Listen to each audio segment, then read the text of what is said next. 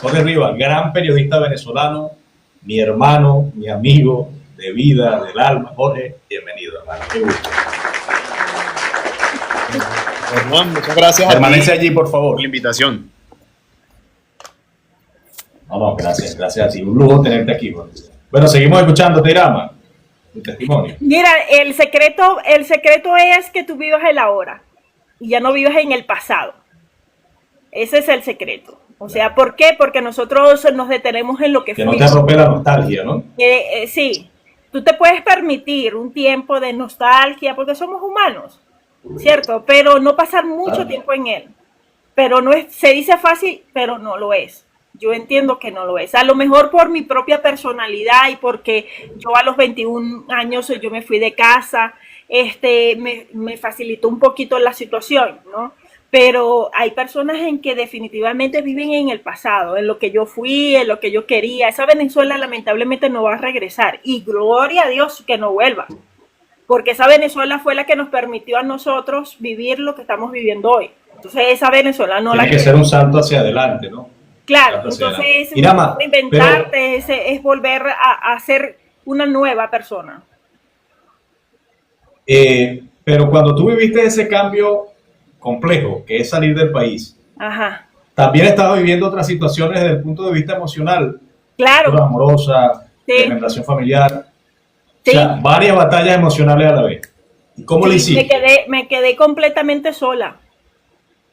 Ajá, entonces ahí es donde viene la parte de Dios. A veces Dios se te mueve las manos, te sacude feo, Hernán, feo, y te aparta de amigos, de familia, de pareja, y te deja completamente solo.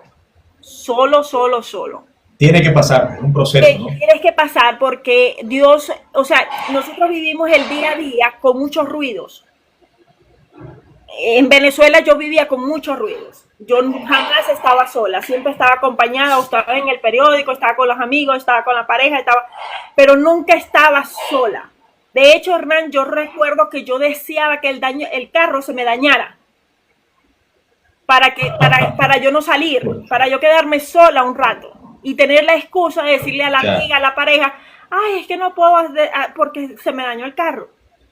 ¿Entiendes? Entonces, cuando yo llego al Ecuador y me quedo completamente sola, yo dije, wow, tengo que empezar a buscar. Y tenía esa necesidad, tú sientes como esa inquietud, no puedes dormir, es lo único que se te pasa, tengo que ir a la iglesia, tengo que hacer esto, tengo que lo otro, pero yo nunca había leído la Biblia, yo no sé cómo.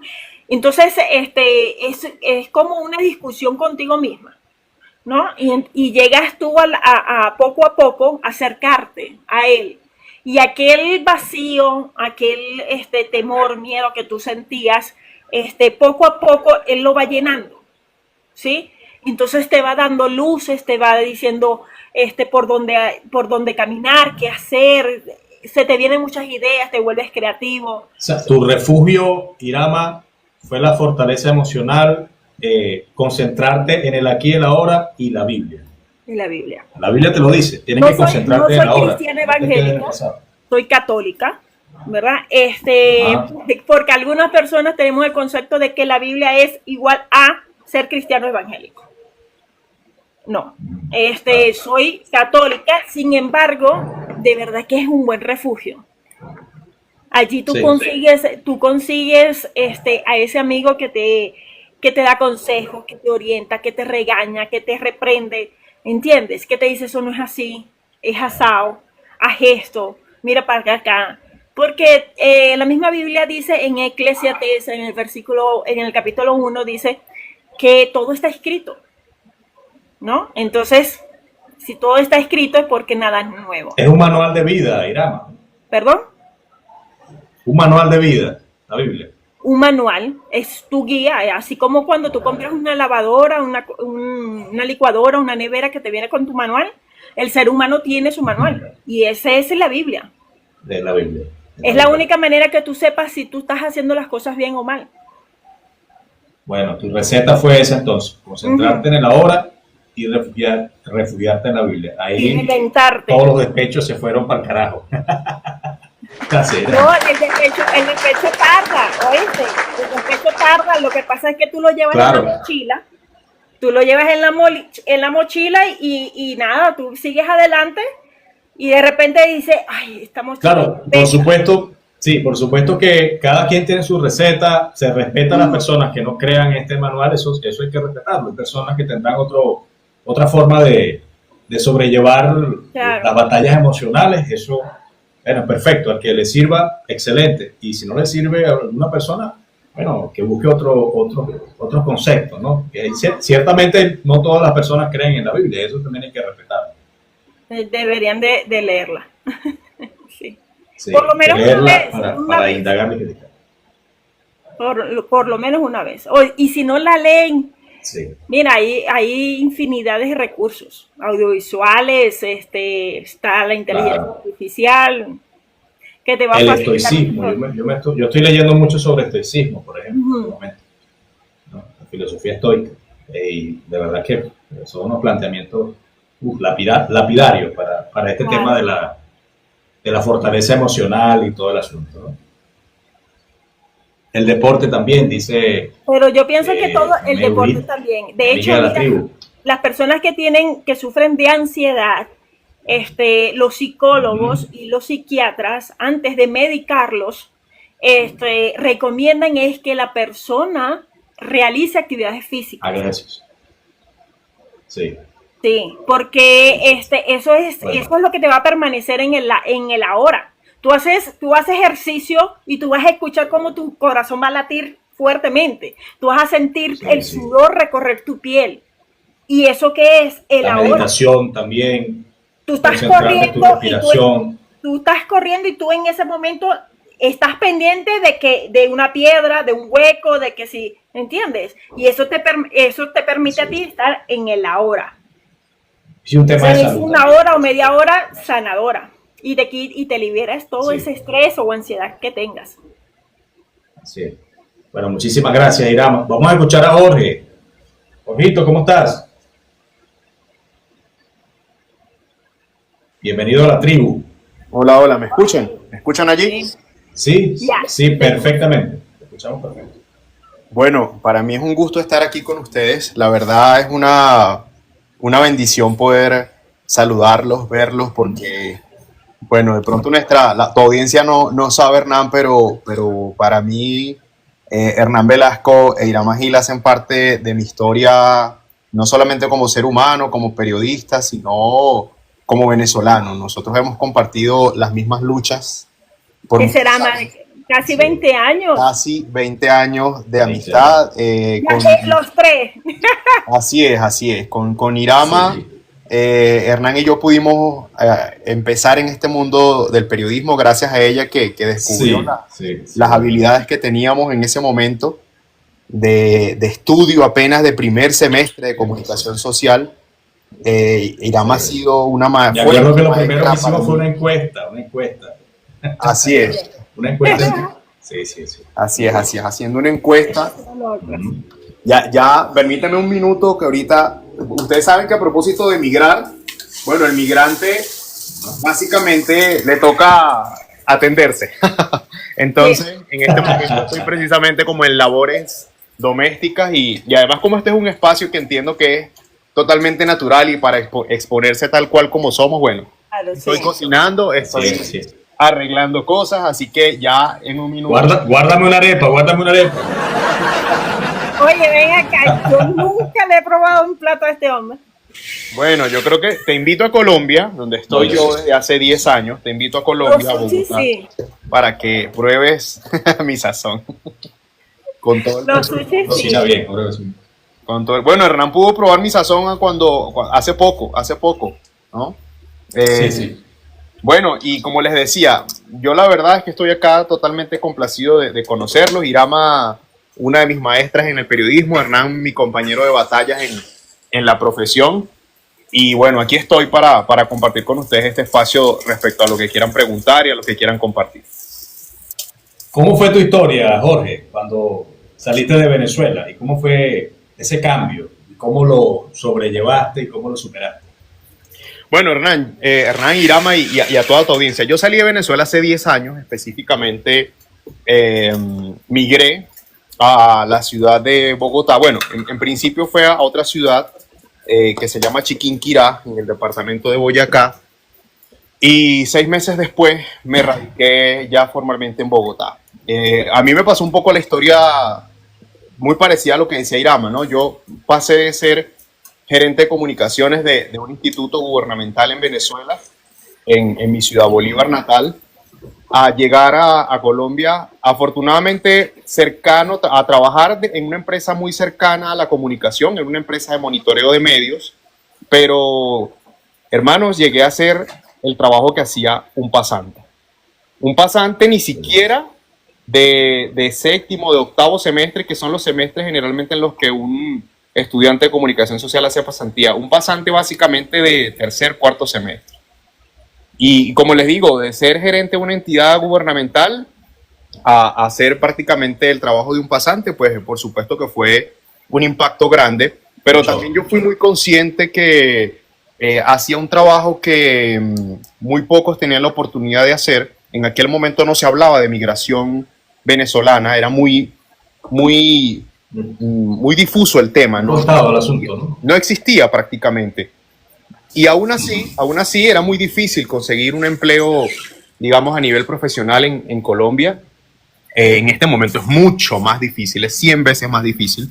Pero en ese momento ya era algo difícil porque vas a otro país, no tenías los documentos completos. Yo había iniciado, digamos, parte de mi legalización de documentos, pero no lo había, cuando migré no estaban listos, ¿no? Creo que es una realidad que le toca a muchos migrantes. Sin embargo, yo siempre digo que uno debe tratar de migrar de la forma más responsable posible, tratar de tener los documentos, o por lo menos iniciar los trámites en proceso, que de hecho así fue mi caso. Entonces, cuando ya yo tenía 6 meses, ya tenía convalidación de mi pregrado, ya había iniciado una maestría en Venezuela y estaba en ese momento básicamente como en esa fase de tesis, ¿no? Que creo yo que también me ayudó muchísimo.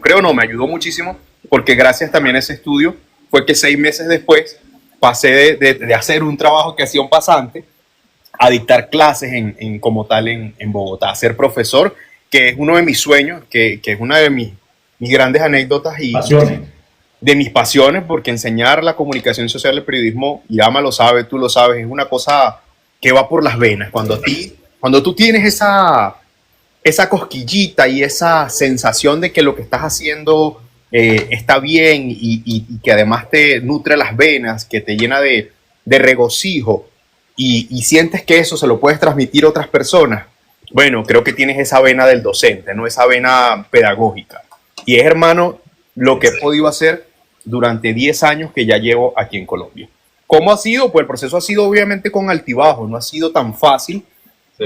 Pero en realidad, respondiendo en principio a tu pregunta, después de haber migrado, en los primeros años, por supuesto que pega el estar lejos de su ciudad, de su país, de sus costumbres, pero principalmente de su gente, de papá, de mamá, de hermanos, de abuelos, de amistades, de la cultura, de tu entorno, de tus costumbres. Pero bueno, un poco también como dice Irama, cuando uno migra, definitivamente te pones en una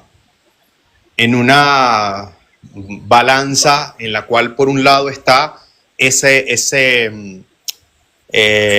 tristeza, esa añoranza por el pasado, por lo que dejaste, y por otro lado de la balanza está ese futuro que comienzas a construir, esos sueños por los cuales migraste, esa nueva realidad que te toca vivir. Y definitivamente creo que la balanza poco a poco, no puedo decir que fue de un momento a otro, pero poco a poco, con el pasar de los años, se fue yendo hacia ese lado de, bueno, hay que pensar en el futuro, hay una nueva oportunidad, es una forma de crecimiento desde todo punto de vista, no solo profesional, sino personal.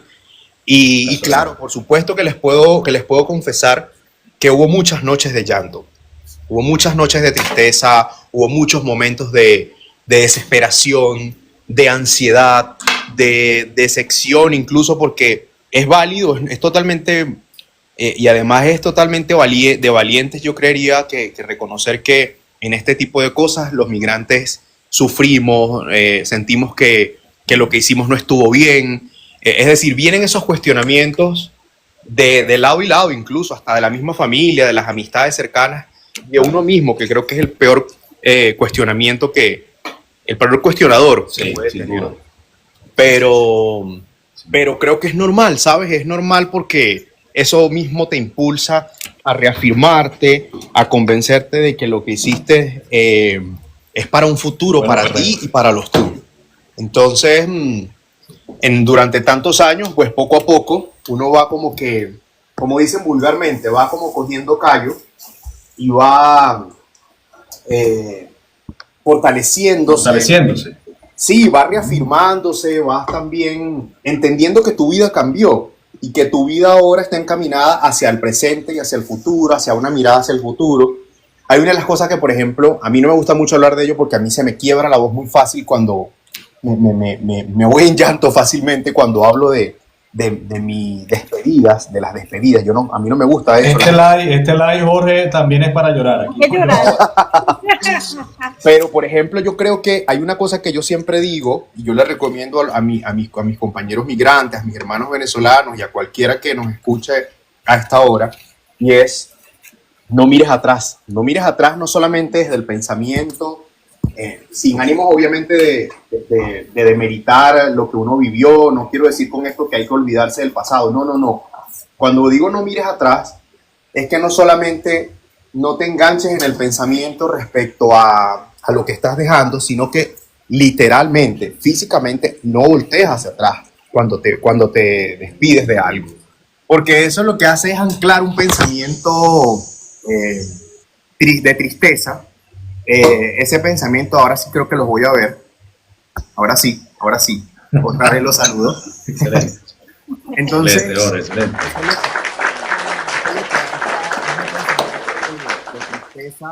De desazón, de angustia, de depresión, porque siempre vas a tener aquí esa mirada de esa última persona, de esa fachada, de ese lugar al que viste cuando te ibas y que sientes que no lo vas a poder, o sea, tú a veces piensas no lo voy a volver a ver. Sí, o sea, la fachada de mi casa, la fachada de mi ciudad, el puente Angostura, el Paseo Orinoco, que son espacios claves para uno como bolivarense, como venezolano.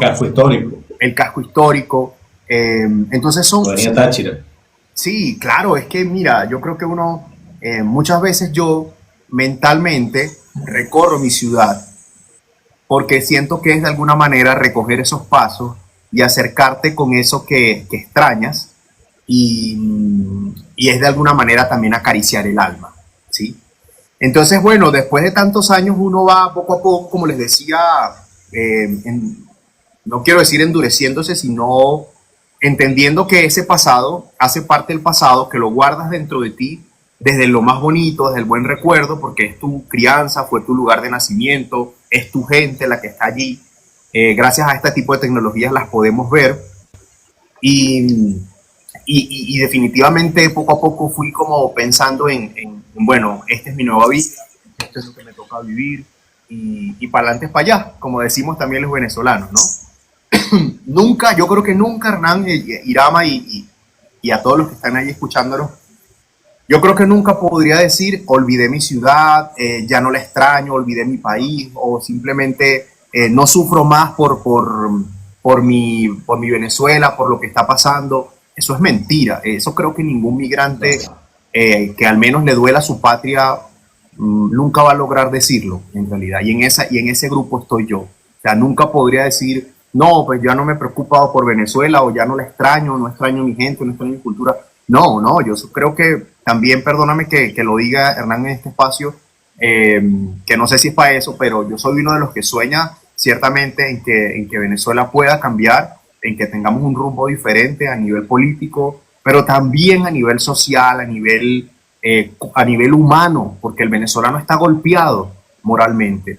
Y sí, moralmente la recuperación de Venezuela no va a venir solamente desde mi punto de vista, y respeto a los que piensen diferente, desde un cambio de gobierno, sino, bueno, no lo alcanzo a leer porque está al revés, Irán, sino, y además no cargo. Sí, ya vi. Los lentes no los cargo acá, los tengo lejos de aquí. Entonces va a venir también es por un cambio social, mental, un cambio ciudadano, ¿sí? Que esa ha sido también una de las grandes cosas que me ha dejado la migración, el entender que el venezolano necesita también cambiar ciertas culturas, mirar otras culturas, mirar otras formas de comportamiento, de entendimiento, de relacionamiento, de tolerancia con el entorno, te hace también madurar y te ayuda a generar más conciencia de lo que has vivido y de lo que es tu país. Mi país es hermoso. Mi gente, por supuesto, son ustedes. Mi gente son ustedes, Irama, Hernán. Y mi gente es, por supuesto, empoderada, echada para adelante, valiente, resiliente, por supuesto, educada, respetuosa. Pero también hay que mirar la otra cara, ¿sí? Y la otra cara de mis hermanos compatriotas que no han hecho las cosas bien y que por mucho tiempo se han dedicado también un poco como a hacerle un poco el juego a los que no tienen que hacerle el juego, ¿sí? Y de pronto de no generar las mejores acciones, digamos, para no especificar, porque yo sé que tampoco es tan grato y tan sensato tan cómodo para algunos de mis connacionales, de nuestros connacionales que están allá, de pronto que se les critique o que se les señale de estando del otro lado, ¿no? Pero yo creo que igual, estando allá, incluso mucho tiempo cuando estuve allá lo vi. Por ejemplo, una de las cosas que, perdónenme que lo diga, una de las cosas que nosotros los venezolanos tenemos que recuperar estando allá o estando fuera o estando en cualquier lugar, es el don de la cortesía. O sea, nosotros los venezolanos, en líneas generales, por supuesto que claro que somos corteses y tenemos el don del tacto para la cortesía, para la moral y la educación. Pero hay muchos que no.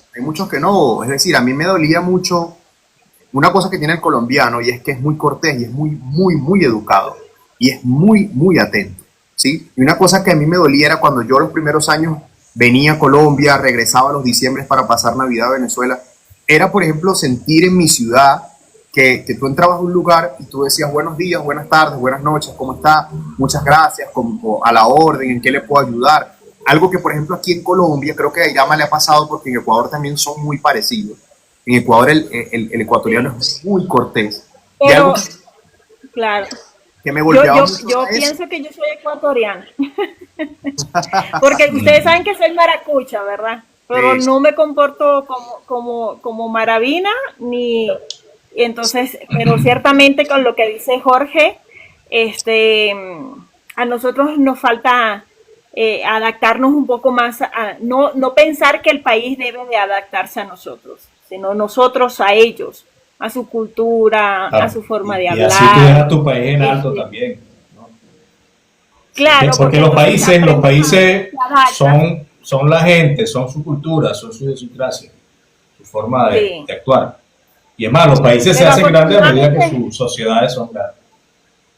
Afortunadamente son muy pocos, lo que pasa es que los poquitos que no se adaptaron hicieron grandes bullas y eso fue lo que nos afectó. Pero los buenos... Yo creo que la mayoría de los venezolanos que salieron son buenas personas, trabajadores. Pero sí, ciertamente los malos hicieron mucho ruido. Así es. Muchísimo. Miren, chicos, yo lo que le estaba mostrando a ustedes era un versículo justamente de Jeremías. Yo abrí la Biblia y salió esto, así que yo pienso que Dios quería que le dijera a ustedes esto. Esto lo escribí hace tiempo, por eso que ese papelito está. Y dice para Venezuela, no llores más, porque te voy a recompensar. Y en Jeremías 31, versículo 19 dice, el Señor nos dispersó. El Señor que dispersó a su pueblo los reunirá y los cuidará como hace un pastor con sus rebaños. Así que nosotros nos vamos a volver a reencontrar. Amén. Ese es el mensaje que Dios tiene para ustedes en este momento. Bueno, Irama, es esencial, es súper importante la presencia de Dios, porque es la que nos da, sin duda alguna, la fuerza para avanzar, para sobrellevar no solamente a los migrantes, a todo ser humano. Y por supuesto, también vaya mi respeto a a los que no creen o a los que crean en ciertas corrientes católicas, evangélicas. Para mí, Dios es universal y, Es uno solo. y también es válido los que de pronto no decidan creer. Eso yo lo respeto totalmente.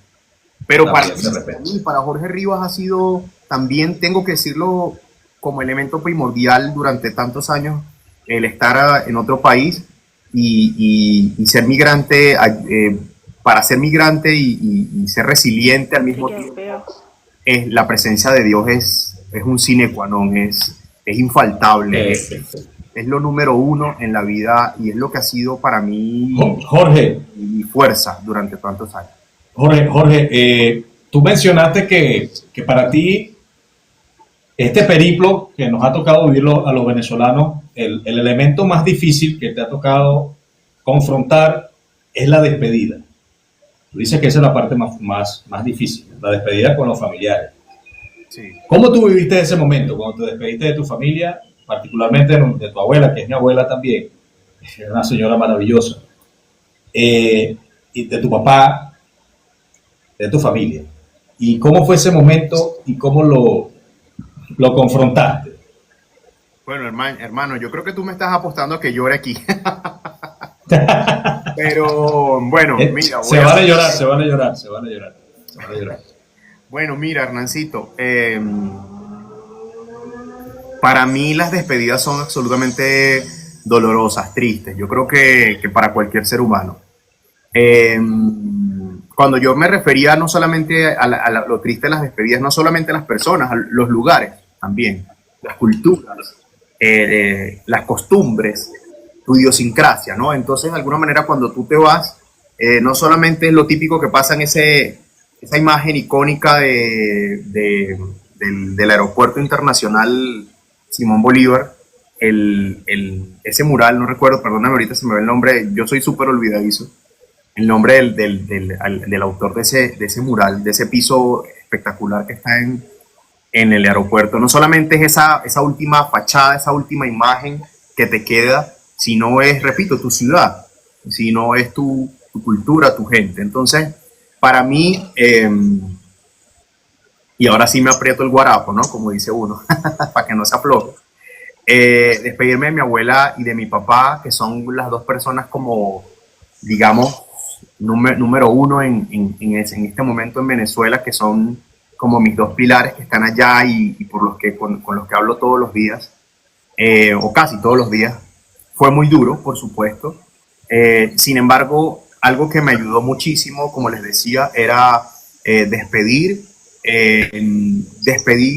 sin ver atrás, despedir sin el pensamiento de no los voy a volver a ver, sino, bueno, en algún momento podrán ir a Colombia, en algún momento podré yo regresar, venir, verlos. Entonces, para mí, trataba mentalmente de hacerme la idea de que era algo temporal, que era algo momentáneo, porque si no, créeme que durante todo el camino no solamente era, que obviamente sí salían las lágrimas, que claro que evidentemente uno llora, pero que igual trata uno también como de recomponerse y tomar fuerza para que eso no te afecte tampoco tanto emocionalmente. Pero sí, sin duda alguna que cada despedida, cada una ha sido muy fuerte, ha sido batalladora, porque, bueno, estás prácticamente cortando el lazo con una persona a la que quieres ver o a la que estás viendo desde que naciste. Y bueno, también en los últimos años ha sido también un aliciente, alentador, sentir que, bueno, gracias a la tecnología puedo ver a mi abuela, le hago una videollamada. De hecho, todos los días le hago videollamada a ella, a mi tía, con mi papá hablo casi todos los días, pero por llamada por al menos una vez a la semana. Entonces, la tecnología también te ayuda a sentir que a pesar de que no puedes estar allí y abrazar a esa persona, besarla, que no puedes compartir en el mismo espacio, la puedes ver. Ya ha normalizado esto. Así es. Es normal.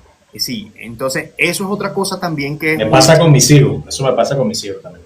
Sí. Con mi mamá. Es sorprendente, es muy vibrante que tú te acostumbras, como dice Irama, a que yo los puedo ver en este momento y de alguna manera para mí es como si estuviera en un mismo espacio, ¿sí? Es como si estuviera en la sala de mi casa donde estoy ahorita y estuviera con ustedes frente en la distancia en la que tengo este celular, ¿sí?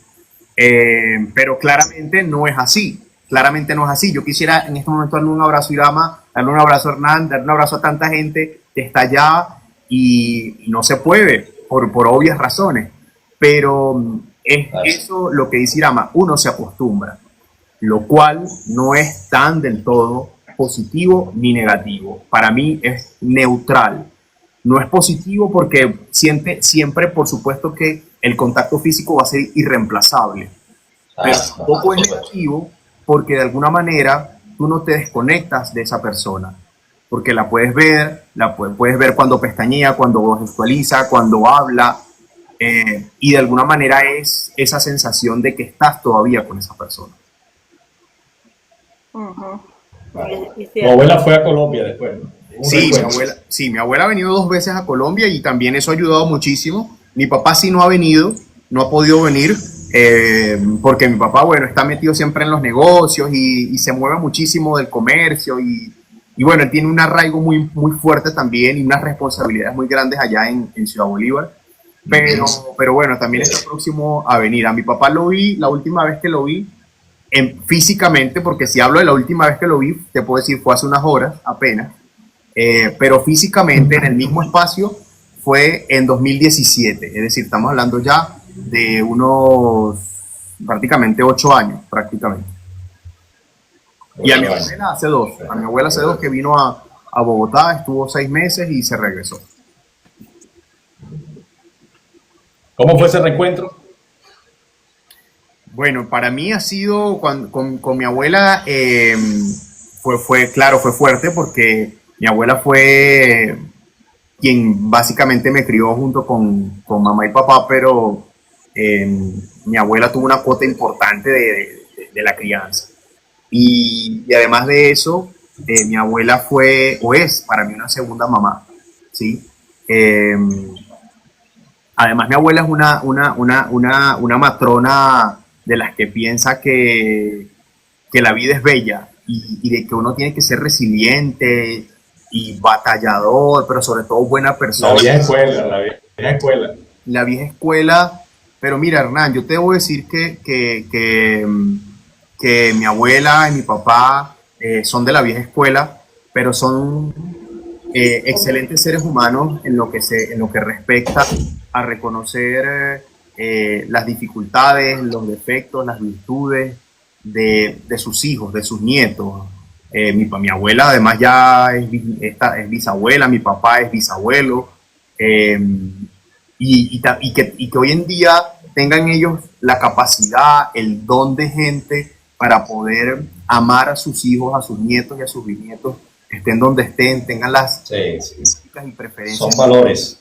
Es maravilloso, es muy maravilloso. Entonces, para mí, respondiéndote ahora así de manera directa a lo que me preguntas, que prometo que no me va a quebrar, el encuentro, el abrazo, siempre es muy significativo, es muy duro, porque es volver a tu raíz, es tocar muy de cerca esos sentimientos y acariciarlos, pero también con esa añoranza y esa carga emocional muy fuerte, ¿sí?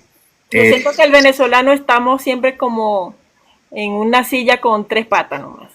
Sí. Siempre estamos como que nos falta, estamos cojeando. Me duele mi país. Siempre estamos en medio de despedidas, en medio de desmembraciones, nunca. Y no se supera. Yo tengo ya 7 años y el sentimiento que expresaba Jorge es como si fuese ayer. Solo es que, como te dije, lo ponemos en un morral y él va, ¿no? Lo sabe llevar. De repente tú dices, oye, me pesa un poquito, sacas, recuerdas, lloras, te da rabia, una confusión de sentimientos, y sigues tu camino con tu morralito. Sí. Pero es algo que superarse, no. Así no ven hay tiempo para llorar Cruz. También, por supuesto, ¿no? Por ejemplo, Celia Cruz murió haber deseado regresar a su país. ¿Quién? Siempre le dolió su país. ¿Quién, perdón? Celia Cruz. Celia Cruz, sí, claro. Celia. Entonces ella... Hay de hecho una imagen que quedó para la historia, Ella visitó la base militar de Guantánamo. Sí, y ella tomó tierra cubana y la metió en un cofre y se la llevó. Qué cosa. Claro. Lo más cerquita que ella pudo haber estado en el país. Y esa es la vida de cualquier migrante. Del venezolano, del ecuatoriano, de cualquiera que huye de su país por X razones, por políticas, económicas, de seguridad, siempre va con esa patica coja, ¿no? Sí. Sí, sin duda alguna es algo que nosotros no se va a superar, pienso yo. Sí, es algo que es un duelo. Es un duelo eterno. Un duelo eterno, pero como todo duelo, también hay que saber cómo sobrellevarlo, cómo acariciarlo, cómo aquietarlo, ¿sí?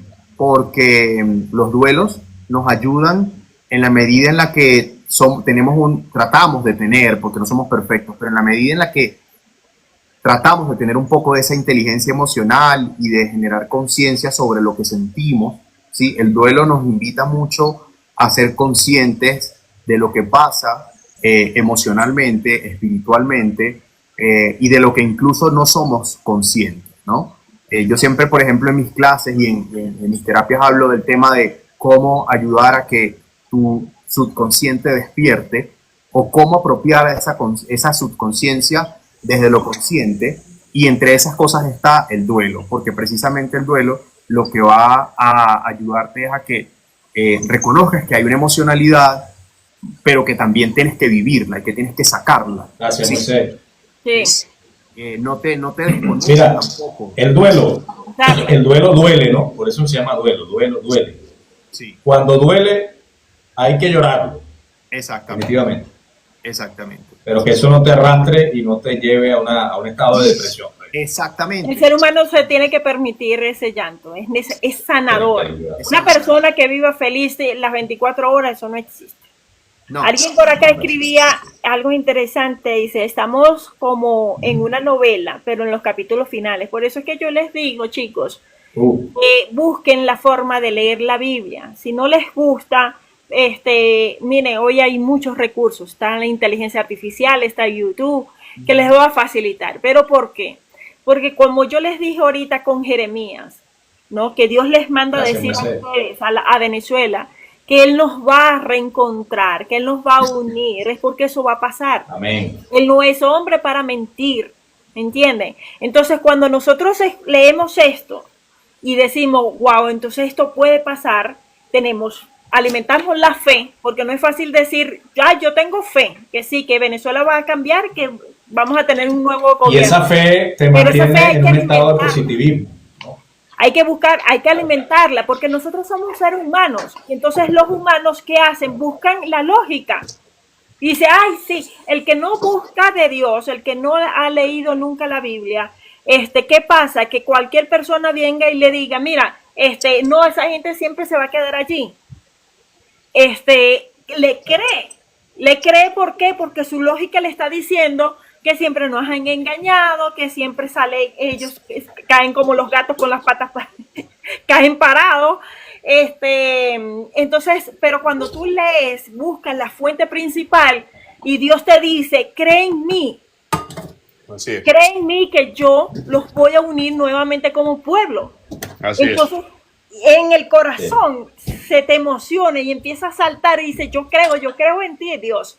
Entonces tú sabes perfectamente que eso va a pasar y ya no te preocupas cómo ni cuándo, solo tienes la certeza de que eso va a suceder. Tienes la certidumbre de que eso va a pasar. Eso va a pasar. Sí. Nosotros no nos Jorge, ¿cómo va con las arepas? ¿Ya hiciste las arepas? Pon ahí el video para ver esas arepas. Pon. No, las arepas no pude hacer arepas, Ay, ¿qué estás haciendo? Pollo.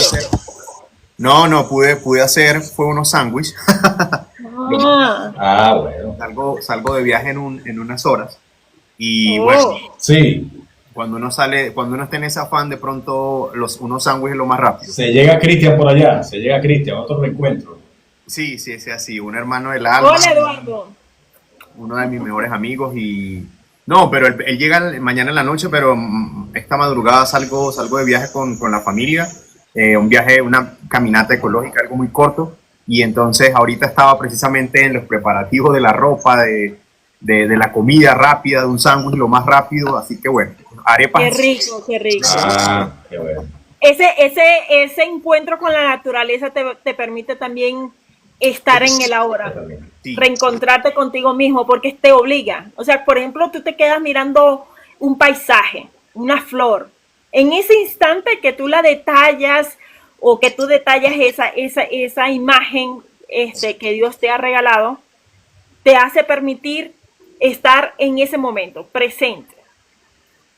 ¿Ves? Y allí es cuando Dios se comunica contigo. Sí. Vienen las ideas, viene también las reflexiones, ¿no? Entonces, por eso que es importante que nosotros estemos conectados en el ahora. Con la naturaleza es una cosa impresionante. A mí me ha pasado que yo he pasado meses sin poder ir a un parque, a una caminata ecológica, alguna cosa que te conecte con los árboles, con las plantas, con los animales, con la naturaleza. Y cuando voy, es impresionante. A uno le entran unas ganas de llorar impresionantes. Me pasó una oportunidad que no aguanté. Estábamos, de hecho, en plena pandemia.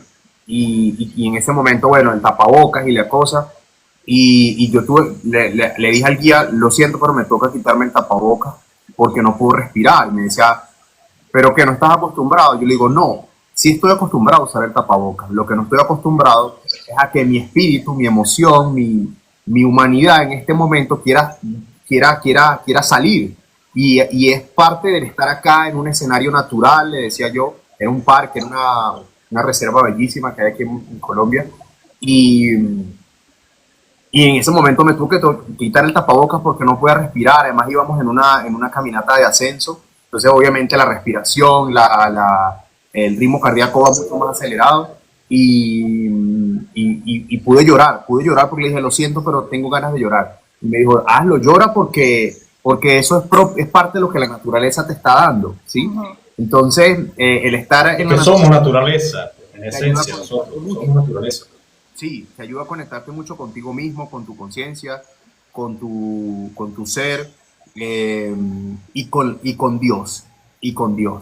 Porque yo siempre que voy a un lugar y vislumbro, contemplo las montañas, el río, la majestuosidad de la naturaleza, y digo, bendito eres, Dios mío, porque tú nos has dado todo esto, porque esto es una gran maravilla, porque esto que nos das nos ayuda a conectarnos contigo, ¿sí? Yo siento que a veces, miran, yo respeto mucho el que asiste a la iglesia de cualquier corriente, particular, porque siente que está Dios allí. Yo particularmente siento que Dios está en todos lados. Y yo lo siento mucho cuando voy a claro, y así lo dice la Sagrada Escritura. Él está debajo, partan una tabla y ahí voy a estar. Levanten esa piedra y ahí estoy. Así es. Espera, Giuseppe está preguntando, pregúntale a Jorge de qué religión es. ¿Qué religión eres tú, Jorge? Bueno, yo veo que tiene bastantes seguidores y tiene bastantes... Mira, me dice Eduardo, perdóname Jorge, Eduardo 36. ¿Cuál Eduardo es este? Me dice, aún parece que fue ayer, ustedes iniciaron su carrera profesional en aquel canal. Ajá. Eres de Ciudad Bolívar, seguramente. ¿Cuál canal? Yo comencé en TV Río, que cada vez TV Río. Seguramente nos vio por allí en TV Río. Eduardo, saludos, Ciudad Bolívar. Claro, yo también. Mira, pero me place muchísimo. Bueno, mira, respondiendo a... Soy Luis Ávila. No, Luis Ávila. ¿Te acuerdas de Luis Ávila? El camarógrafo, el flaco. Claro que sí. Sí, Luis Ávila. Claro que sí. Sí, vale. Sí. Cuando nos decían, mira, están amarrando la perra, pónganse a trabajar, ¿te acuerdas? Están amarrando la perra, Carmen Candurín. Saludos, vale, Carmen Candurín. Johnny Masri, toda esa gente. Johnny Masri. Ahí nos iniciamos. Mira, Luis, saludos hermano, un abrazo grande, donde quiera que estés. Seguramente estás fuera del país, lo más probable. ¿Sabes qué, chicos? Lo que yo más extraño también es esa vida del diarismo en Venezuela. Cuando sin duda alguna, yo también. Qué espectáculo. Por ahí estaba leyendo a alguien que decía, oye, yo extraño cuando competíamos por a ver quién iba a tener el tubazo. Entonces, creo que fue en X por ahí que leí eso y yo dije, sí, es verdad. Sí. Ahora diarismo, nos pregunta cómo es el diarismo. Ya déjame explicar a la gente lo que es el diarismo. Se le denomina así, o se le denominaba, no sé si la nueva escuela es así, pero la vieja escuela, nosotros tres particularmente tuvimos la dicha, que es una dicha, de ejercer el diarismo, o sea, periodismo de calle, al calor del suceso, de la denuncia, al calor de la calle. Eso es pasión en estado puro. Pero tuvimos la dicha de ejercerlo con gente que venía de la vieja escuela, con un esquema bien definido y fueron maestros de verdad impresionantes. Misael Briceño, donde quiera que esté, mi maestro, está en Upata. Pablo Tomás, que en paz descanse. José Laurencio Silva, gran periodista de Ciudad Bolívar. Hugo Mendoza, que en paz descanse también. Pablo Cepeda, ¿te acuerdas? Pablo Cepeda, Ragán, de Suceso. O sea, y el diarismo que decimos nosotros, Flor Mujica, modestamente, por supuesto, con mucha modestia, tuvimos esa experiencia fabulosa de ejercer periodismo tradicional en periódico físico, por ejemplo, en el caliente con cámaras tradicionales, con micrófono, ¿no? Un teléfono con micrófono. Y eso fue de verdad una experiencia muy gratificante, nutriente y llena de mucha pasión. Era pasión en estado puro, era pasión. Sí, sin duda alguna. El diarismo está... Pero no le explicaste lo que era el diarismo. El diarismo es ir a buscarle eso, el diarismo todos los días. Claro, al calor de la noticia diaria, papá. Eso es el diarismo. Y a mí mira, nosotros sí, yo usé la grabadora de cassette pequeño, Chico Planta. La grabadora. Cuando estaba en Rumbera, creo que tú estabas allí en Rumbera también, Irama, yo buscaba mi noticia, trabajaba para TV Río. Hubo un momento en que yo trabajé para TV Río, trabajé para el Diario de Guayana y también es que todos tengamos como Rumbera. 4 o 5 empleos. Ese es el camute de oro. El autobús competía de quién tenía más puestos. Sí. Jorgito estaba de aquí para allá. También. Sí. El periodista de nuestros tiempos, y yo creo que igual al de ahora, yo creo que el que está en Venezuela mucho más, le toca reinventarse. Lo que hace muchos años era una práctica no tan común, digamos que uno que otro colega ejercía en 2 medios al tiempo, yo creo que hoy en día es absolutamente necesario. Y aquí en Colombia también se está viendo ese fenómeno. Tú ves un periodista que trabaja para un medio digital, pero al mismo tiempo está haciendo reportería en radio, o en televisión, o en mi caso, yo estuve por 4 años trabajando en 2 entidades al mismo tiempo. Y yo creo que esa es una realidad que nos ocupa a todos en cualquier parte del mundo. ¿Sí? Hay que ser claro, hay que decir las cosas como son. El periodista, el comunicador social, no es bien remunerado en ningún lado.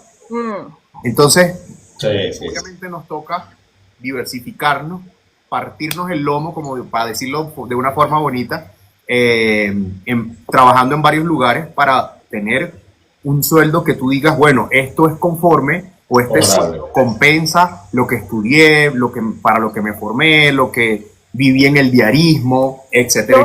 Yo siempre peleaba con Jorge, porque Jorge era dueño de una panadería y yo le decía, muchacho, ¿qué haces?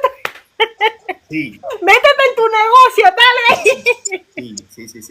Y entonces, no, pero mira, Jorge, muchacho, yo quisiera tener un negocio también, pero métele a eso, Y él no. Mira, permítame presentarle, muchacho, a un gran amigo, Chico Planta, que está aquí con nosotros, también de la tribu Planta. Saludos, muchachos, buenas noches, aquí escuchando un ratito. Buenas noches. ¿Cómo están ustedes? No, yo estoy... ¿Cómo estás tú, hermano? ¿Cómo va la cosa? No, bien, brother, tú sabes que estoy haciendo reflexión, porque a veces uno piensa que lo que uno vive es la verdad, es la realidad, es lo que es. Y cuando tú escuchas a diferentes personas de diferentes edades, gente como ustedes, gente mayor, gente que ha tenido más experiencia que uno. No, mentira, somos contemporáneos. No, gente de diferentes estados y diferentes años de migración. Te das cuenta de que cada quien vive su proceso distinto, ¿no? Su proceso, sí. Yo particularmente, a mí la gente me pregunta la migración y para mí fue lo más de pinga del planeta.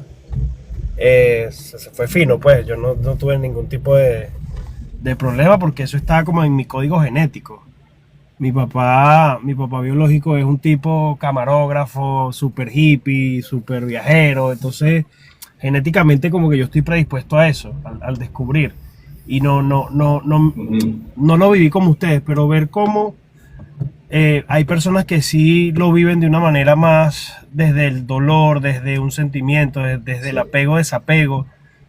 Es brutal las experiencias que ustedes pueden estar cosechando en este momento y lo que pueden estar recibiendo.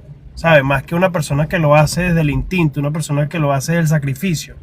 Creo que son unos grandes maestros. Desde la necesidad, ¿no?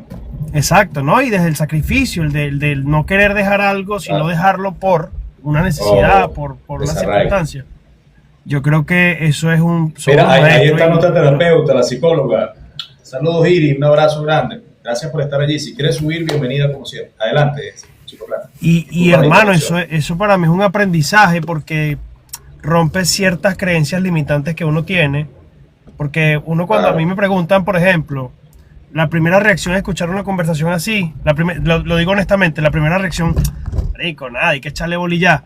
Pero cuando tú te quedas un rato y te das la oportunidad de romper esas barreras de creencias limitantes, tú dices, verga, ya va, pero es que aquí la historia va mucho más profunda, ¿sabes? No todo el mundo es tú, no todo el mundo eres tú. O sea, le bajas 2 al egocentrismo y al yoísmo y te das cuenta, y te permites descubrir otras experiencias y te das cuenta de que no todo el mundo la lleva igual y los respeto y los admiro por eso, porque de verdad que con este espacio pueden estar ayudando a muchas personas, inclusive a comprender los dolores ajenos, porque a veces uno no es empático, ¿sabes? Y lo primero que hace es... Un tema de comprensión, sí. Desacreditar o desmeritar las experiencias ajenas, y creo que eso es importante que ustedes también lo compartan. Chico Planta, desde tu profesión, ¿no? Desde tu conocimiento, desde tu pasión, que son las plantas y son las curaciones y todo este asunto que a ti te apasiona. ¿Cómo se ataca la depresión desde allí?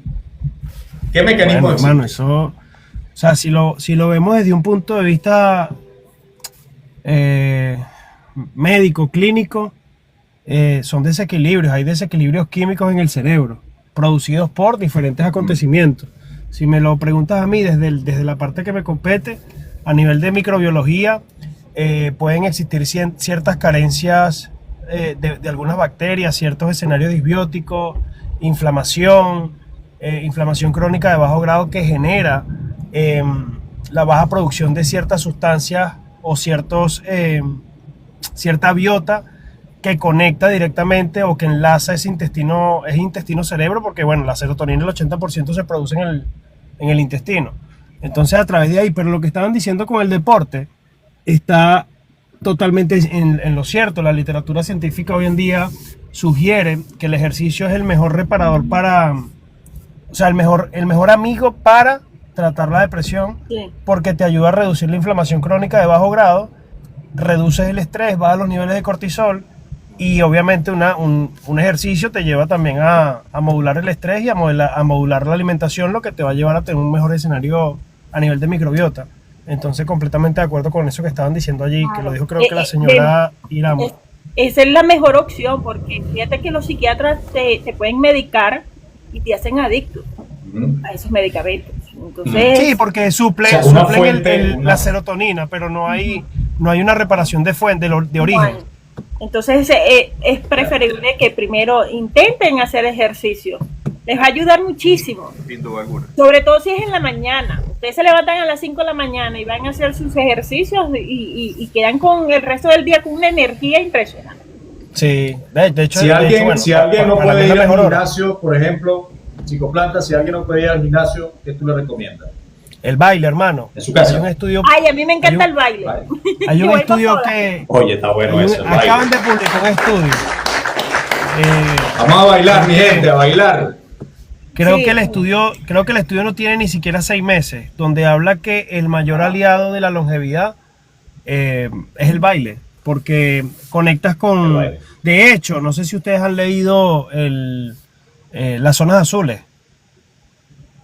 El estudio de las zonas azules donde se analizaron diferentes poblaciones en partes del mundo donde hay mayor cantidad de acumulación de centenarios. Y una de las cosas que los conecta a todos, aparte de la buena alimentación, es la conexión social y el baile, el entretenimiento. El baile sin lugar a Chico dudas. Planta. Yo una vez leí en un artículo, y por eso es que yo creo que también el tema de los propósitos, de tener un propósito de vida, como dice Víctor Frank en su libro El hombre en busca de sentido, o sea, tener un sentido de vida. Se Y hizo un eso se estudio resume también. a servir, más nada. Ese es el único propósito Sí. que tenemos todos, servir. Mira, se hizo un estudio, eso yo lo leí en una oportunidad, creo que fue en Japón, de ancianos, en un ancianato, valga el término, ¿no? Que le colocaron como objetivo cuidar una planta todos los días. O sea, tienes ese objetivo de vida, cuidar la planta, abónala, riégala, y eso le mejoró el estado de ánimo de una forma impresionante. Pero yo también creo, Víctor Frank lo dice en la logoterapia, que tener un sentido de vida, un propósito, algo por qué levantarte todos los días y luchar es fundamental también para sobrellevar los estados de ánimo y ver la vida desde un punto de vista más Pero positivo. fíjate, Creo que la Hernán, persona cae en esa depresión persona- cuando se cuestiona. Ajá. Cuidar una planta. Esa persona Un que estaba anciano cuidando haciendo, una planta todos los días. sirviendo. Claro. Sí. Estaba Verga, lo que haciendo, pasa es estaba que- sirviendo a esa planta. Se sentía para, útil. para vivir bueno, lo que pasa es que hay estados de conciencia que te llevan a entender cosas de una manera distinta, pero yo creo que nada más con abrir los ojos y mirar alrededor vas a tener 100 millones de razones para tener propósitos y vivir. Lo que pasa es que es Pero hay gente difícil que no cuando lo tienes encuentra, desequilibrios chico, químicos. Pero es que cuando hay desequilibrios Exacto. químicos es duro, porque ya no estamos hablando de que no, es que léete un libro, o lee esto, o lee aquello. Es que estamos hablando ya de desequilibrios químicos que literalmente sí afectan el cuerpo. O sea, es algo, la depresión, yo hice un post y de hecho estoy leyendo bastante sobre el tema e investigando bastante. La depresión es una enfermedad, hermano.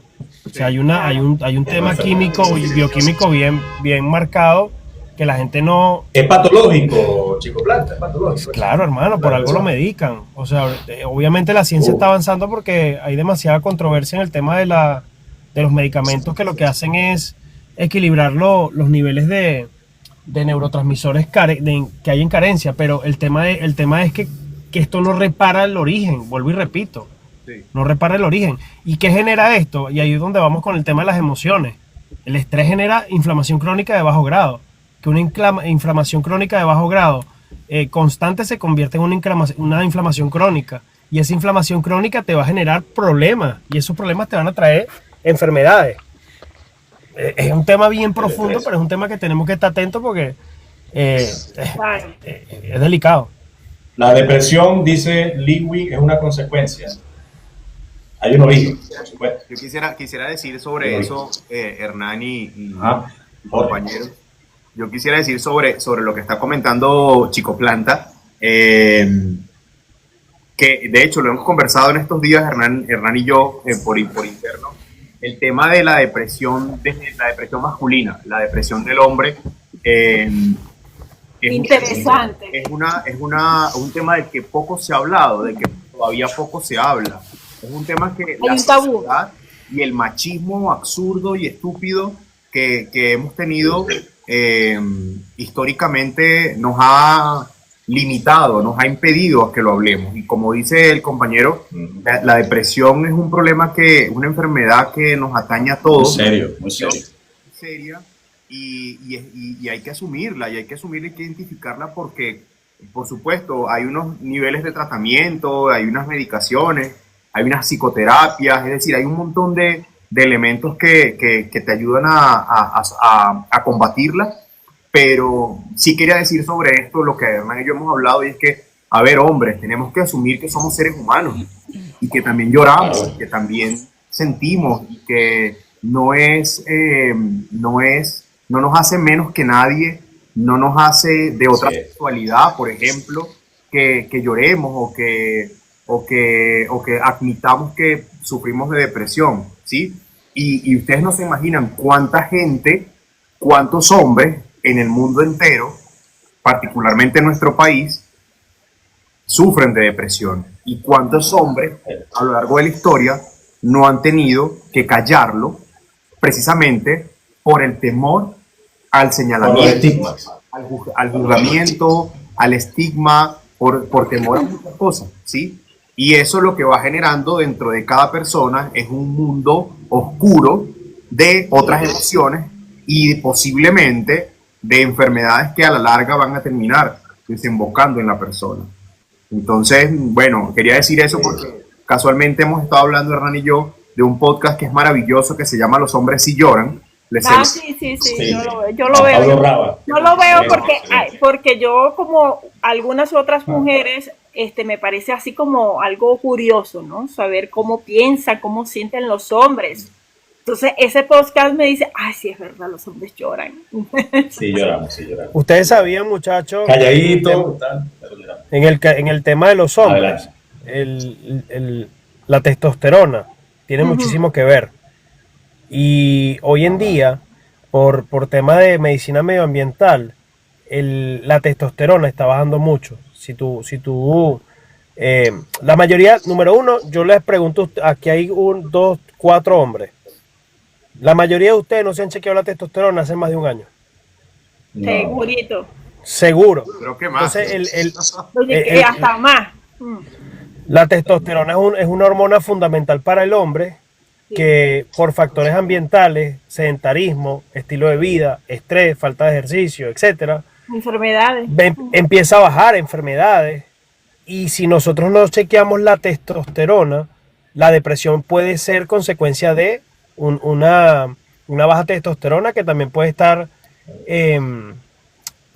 relacionada con falta de exposición a la luz solar, por ejemplo. Vitamina D, déficit de vitamina D, que tampoco nos las medimos porque el médico no te mide la vitamina D. Entonces, es un tema que es muy profundo y muy extenso, porque les voy a confesar algo aquí. Les voy a confesar algo. Yo tenía 33 años. Tuve ciertos episodios como de, no depresión, pero sí una depresión leve. Y yo fui al endocrino. Y el endocrino me hizo obviamente exámenes de testosterona. Y yo cuando tenía 20 años me hice un ciclo de esteroides en Venezuela.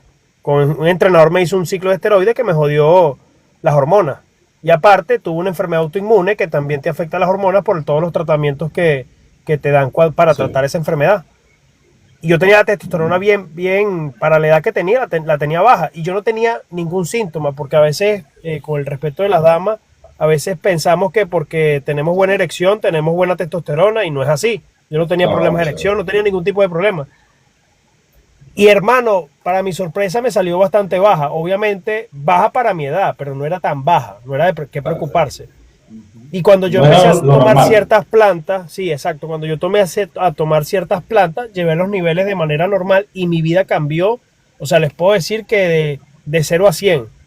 Así que el tema de las hormonas, y las mujeres también tienen mayores índices de depresión por los cambios hormonales. Entonces, las hormonas juegan un papel bastante importante. Yo ahorita entrando a la menopausia, mijo, Daniel. Mira, permítame todo por favor. Le voy a dar la palabra y la prioridad, por supuesto, a la doctora Iris, que está ahí con nosotros. La doctora, psicóloga venezolana, ya amiga en lo personal, ya hemos conversado en más de una oportunidad en el live oficial de la tribu. La semana pasada estuvo con nosotros y de verdad que nos ayudó muchísimo con su guía, con sus consejos, sobre todo las personas que subieron y bueno, pusieron de forma muy unipersonal, pues su proceso, cómo están viviendo ese proceso de lo que es la migración y esos cambios. Doctora, bienvenida, ¿cómo está? ¿La escuchamos? Hola Hernán, buenas noches. Buenas noches. Hola, buenas noches. Buenas noches a todos en el panel. Bueno, un Gracias. placer otra vez, Hernán, estar acá contigo y bueno, traerles un poquito de mis conocimientos, ¿ok? Estoy un poquito cansada porque vengo de hacer ejercicios. Ah, qué bueno. A ver, qué Sí. bueno. Ok. Gracias, perdón. Fíjense, Chico Planta estaba. Hola, Chico Planta, un placer conocerte. Hola amiga, ¿cómo estás? Bien, bendiciones. Bendiciones. Ah, Chico Planta estaba tocando el tema de las hormonas, ¿ok? Tenemos que recordar que indiferentemente de nuestras creencias, todos poseemos las hormonas, ¿ok? Claro. Y existen unas comúnmente llamadas las hormonas de la felicidad. Estas hormonas pues son la oxitocina, las endorfinas, la serotonina y la dopamina. ¿Cómo activamos cada una de ellas? Perdón. La oxitocina, recordemos que esta se libera cuando nos sentimos conectados con otras personas o de alguna manera nos conectamos con algo. Por ejemplo, si tienes una mascota, conéctate con tu mascota, abrázala, acaríciala, habla con tu mascota. Puedes abrazar a alguien, puedes tomar la mano de alguien y en el último de los casos, puedes cocinar, ¿verdad? Para alguien. Y si no para alguien, pues cocina para ti mismo. Pero consciente de que vas a cocinar y te vas a complacer con algo, con alguna comida. A servir. ¿Ok? De esa manera, pues puedes activar esa hormona que es como una hormona del vínculo para vincularte. ¿Ok? Luego tenemos las endorfinas. Las endorfinas es un analgésico natural para el cerebro. Esto nos va a ayudar a reducir el estrés y aumentar el placer. ¿Cómo podemos activar esta hormona? Pues lo que estaba haciendo yo ahorita, haciendo ejercicio. Podemos oler o colocar, ¿cómo se llama? Aromáticos, ¿verdad? Con aceites esenciales. Y podemos también, sí, podemos también buscar cómicos, o sea, conectar, buscar reír con... La risa, risoterapia. La risa, sí. Buscar la risa, buscar reír con algo que nos parezca gracioso. Ver a George. Ajá. Otra cosita para los que les gusta el chocolate, es bueno comer chocolate oscuro, chocolate negro. Cacao. Cacao, preferiblemente cacao. ¿Está bien? Tenemos la hormona de la serotonina, que esto es un regulador o estabilizador de los estados de ánimo. Esto nos va a ayudar pues a reducir el estrés, la ansiedad, un poco las angustias, ¿no?, que tenemos de pensar tantas cosas. Y eso se activan saliendo a caminar, saliendo a tomar el sol y sobre todo hacer prácticas de la meditación. Meditar es algo que es sumamente importante, pero que nos cuesta bastante practicarlo por el ritmo de vida que tenemos. ¿Ok? Pero es importante que dejemos un espacio para hacerlo, porque es realmente fundamental, y sobre todo nosotros los venezolanos, que vivimos en unas montañas de emociones, una montaña rusa de emociones, y tenemos que ayudarnos, ¿ok? Y bueno, para terminar con lo de las hormonas de la felicidad, tenemos la dopamina, que nuestros neurotransmisores, al activar esta hormona, pues nos sentimos bien, como un estado de paz, ¿no?, en medio de la turbulencia. Esta se activa escuchando música que nos agrade, obviamente durmiendo bien, no sé, quizás tenemos algo pendiente y lo completamos y nos felicitamos cuando completamos esa tarea. Y bueno, por ahí más o menos con ese tipo de actividades podemos mantener nuestras hormonas equilibradas. ¿Ok? Esto es más Parece o menos sencillo, ¿no? a modo general. Parece sencillo. Es que No, mira, pero todo ya es... explicó súper bien. y que es que todo esto lo tenemos a mano. Sí. No necesitamos inversión para esto. Si lo ven bien. Claro, Sí. es que nos dio hasta la forma en cómo nosotros podemos despertar cada uno de Gracias, doctora. Agarre lápiz y papel. Las recomendaciones están excelentes. Doctora, muchas gracias. Cocinen, busquen tener interacción con alguien, con una mascota, con un amigo, vayan a hacer Una planta. ejercicio, A mí mediten. me va muy bien, a mí me va muy bien la terapia de la risa. A mí también. Escuchar, yo todos los días religiosamente, antes de acostarme a dormir, primero hago mi oración, eso mi Padre Nuestro, o de pronto al final, pero siempre antes de dormir pongo mis programas de humor, muchos de ellos venezolanos, Radio Rochela, bueno, también hay unos muy buenos a nivel Colombia, hay unos que veo también a nivel, bueno, los que funcionen en realidad, pero la risa ayuda muchísimo, a mí me ayuda mucho a dormir, a descansar, y sobre todo lo que dice la doctora, se van segregando hormonas que de alguna manera te ayudan a sentirte mucho mejor. Así que muchas gracias por esa recomendación. No, por Gracias, nada. de verdad. Ustedes saben, les voy a contar un poquito lo que me hace reír. A mí me hace reír cuando una persona se cae. No sé, eso es algo que para mí, pero claro, que se cae y no se hace daño, ¿ok? Porque si se hace daño, ahí sí me preocupo. A mí me Pero hace cuando reír, gente que está así como, alguien que está como por ahí abajo de mi persona, cuando empiezan a caer las mentiras a uno y no sabe qué es mentira. Me da una risa. A mí me hace reír Maduro. A mí me hace reír Nicolás Maduro, de verdad. Ya voy. No, hoy política. Nos reímos de todo. No vale, yo no estoy hablando. Pero es que no